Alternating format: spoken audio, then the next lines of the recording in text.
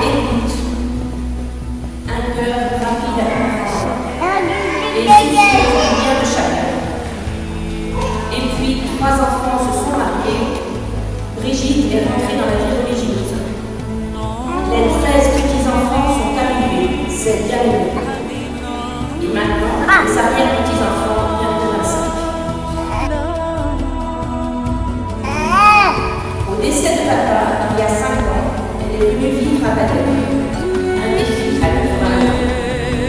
Elle y a retrouvé des amis d'enfance. Elle a adopté sa nouvelle paroisse. Sa paroisse l'a adoptée. Donc nous sommes dans un temps particulier pour l'Église, c'est le temps de Noël. Et dans ce temps de Noël, eh bien, Dieu a fait quelque chose qu'on ne pouvait pas soupçonner. Il a franchi la barrière de l'invisible et il est désormais à nos côtés.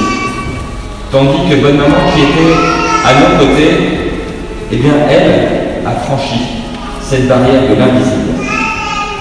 Et on a vécu ce temps de l'Avent différemment. Elle s'est préparée à monter, elle s'est préparée à voir son Père des cieux qu'elle attendait. Et nous sommes préparés à accueillir son Fils ici. Nous avons comme procédé à un échange en ce jour et en ce temps de Noël. Heureux échanges où tout le monde se retrouve. Et je me souviens, quand mon papa est décédé, j'ai pu parler avec Bonne Maman à Cholet. Et il m'a dit, j'ai 2 choix. Ou bien j'accepte, ou bien je me révolte. Et j'ai vu dans son regard beaucoup de détermination sereine, de détermination paisible. Et il a dit, j'accepte. Et vieillir, c'est une épreuve où il y a des abandons successifs, de lieux qui nous sont familiers, de personnes, de proches, de repères, et cela s'intensifie en vieillissant. S'appauvrir, c'est quitter sa maison, accepter de recevoir plus que de donner, de devenir plus avec le temps et avec l'âge plus dépendante, tout en étant autant qu'elle l'a pu jusqu'au bout, et bien rester autonome. Et cela a été une épreuve pour elle, elle l'a traversée sans faire ressentir aux autres le poids que cela pouvait lui coûter.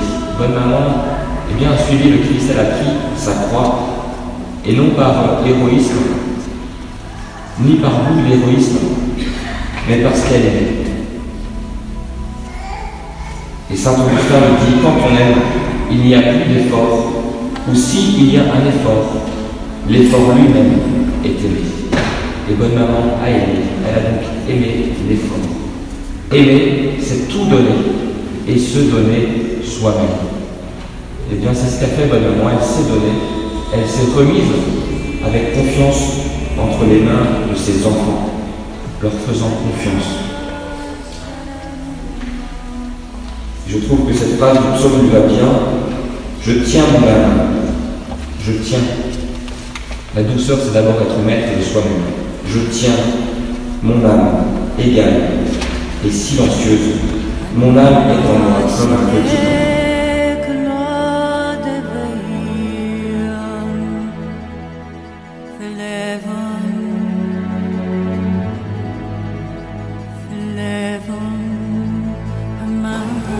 De ce qu'elle a été pour nous, des moments partagés, des pardons qui ont pu être donnés, des pardons aussi qui ont pu être reçus, de toutes ces paroles de vie et de confiance qu'elle a pu nous transmettre et que nous transmettrons à notre tour. Marquons un temps de silence, nous prendrons le chant du dernier adieu.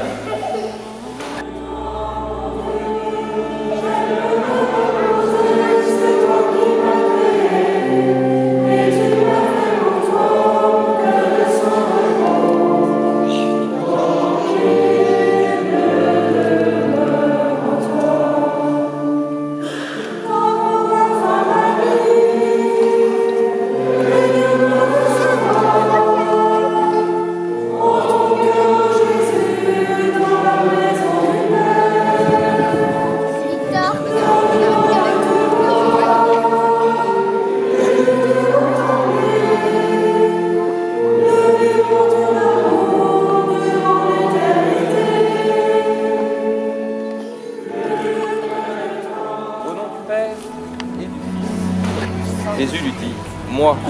Je suis la résurrection et la vie. Celui qui croit en moi, même s'il meurt, vivra. Quiconque vit et croit en moi ne mourra jamais. Crois-tu cela? Elle répondit, oui Seigneur, je le crois, tu es le Christ, le Fils de Dieu, tu es celui qui vient dans le monde. Et le psaume « Mon Dieu, pourquoi m'as-tu abandonné ?» est bien fini par cette phrase « Ma descendance, le Seigneur ». Ce psaume se termine par une action de grâce et une louange. J'annoncerai ton nom à la grande assemblée. Que pour nous aussi nous puissions accomplir cette phrase, pas simplement le prêtre ou pas simplement la religieuse, c'est pour chacun d'entre nous qu'il est dit « Ma descendance le servira. » Amen.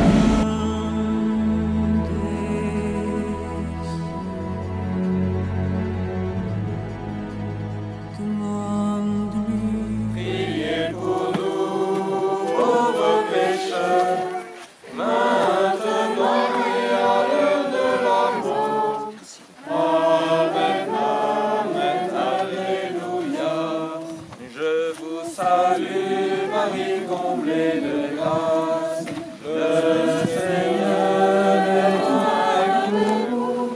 Vous êtes bénie entre toutes les femmes, et Jésus, votre enfant, est béni.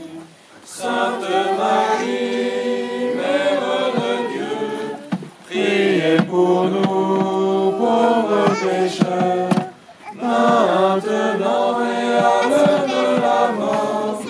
Amen, amen, alléluia.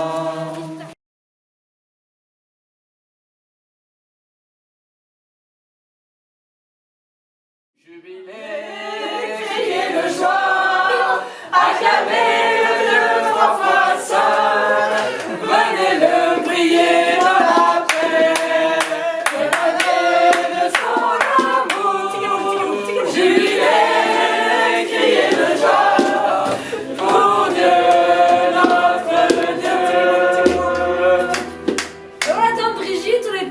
Réunis pour vous dire qu'on pense très fort à vous et qu'on vous aime très fort. On fait plein de petits mimlis. Bravo.